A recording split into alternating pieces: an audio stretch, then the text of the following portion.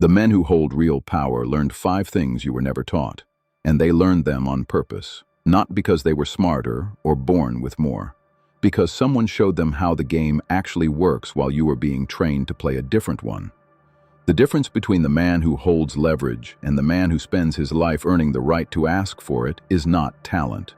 It is not effort. It is 5 specific moves that change how every room responds to you the moment you walk into it. Machiavelli identified them 5 centuries ago, not as theory but as observation, watching who rose and who fell and recording what the first group did that the second would not. These are the 5 power moves most men do not learn until the window to use them has already closed. The man who cannot walk away from a table has no power at that table.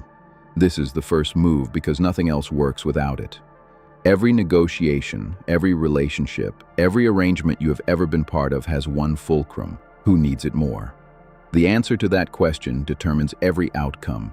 The moment you become the man who can genuinely leave, you become the man they adjust for, not because you threaten to leave. Machiavelli's writing returns to this reality again and again. Princes who used the threat without the capability were destroyed faster than the ones who stayed quiet.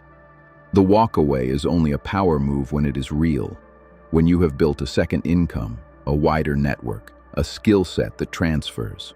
That is not freedom as philosophy, that is freedom as architecture, and it is the foundation every other move on this list requires. Most arguments are decided before either man makes his case, because one of them already accepted the other man's frame. The frame is the context that decides what the conversation is actually about. The man who sets the frame decides what is being discussed, what the options are, and what counts as winning. Most men walk into a disagreement and start defending their position. The moment you defend, you have already accepted that the other side gets to define the battlefield. Machiavelli understood the political cost of fighting on someone else's terms. The prince who lets others define the question has already lost the answer. This is not about dodging a legitimate challenge. It is about refusing to argue inside a structure that was built to make you lose. Reframe, redirect, make them play on your terms. The man who controls the frame does not need to win the argument. The outcome was decided before the first word was spoken. The man who gives first gives cheaply. Every time you lead with your time, your expertise, your energy, before the other person has put anything on the table, you train them to expect it for free. And they will. Reciprocity is the oldest law in human psychology, but it only works in one direction. The person who invests first values the exchange more. Machiavelli's political advice circles this principle endlessly. The prince who gives freely is consumed by the expectations he creates. The prince who requires something first, a commitment, a cost, an effort, builds a dynamic where both sides have something to lose. Stop volunteering your value to prove you have it. Let them come forward first. A scheduled conversation, a clear commitment, a real cost.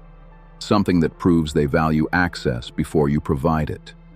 The man who is easy to access is easy to discard. The man who requires investment gets treated like one. Subscribe. This channel does not teach theory. It teaches the mechanics that change how the room treats you. New episodes every Monday, Wednesday, and Friday at 5. Be here for the next one. The man who announces his plans invites interference. Every goal you share before it is finished becomes a target for advice you did not ask for doubt disguised as concern, and for people who need your ambition to stay small, so their own inaction feels justified. Machiavelli understood the danger of premature visibility. The successful prince moves in silence until the outcome is irreversible, not because secrecy is noble, but because unfinished work cannot defend itself against an audience that has already decided it will fail. Build the skill before you advertise it. Secure the position before you announce it. Let the result speak and let the intention stay quiet. Seneca called it the same principle from the other side.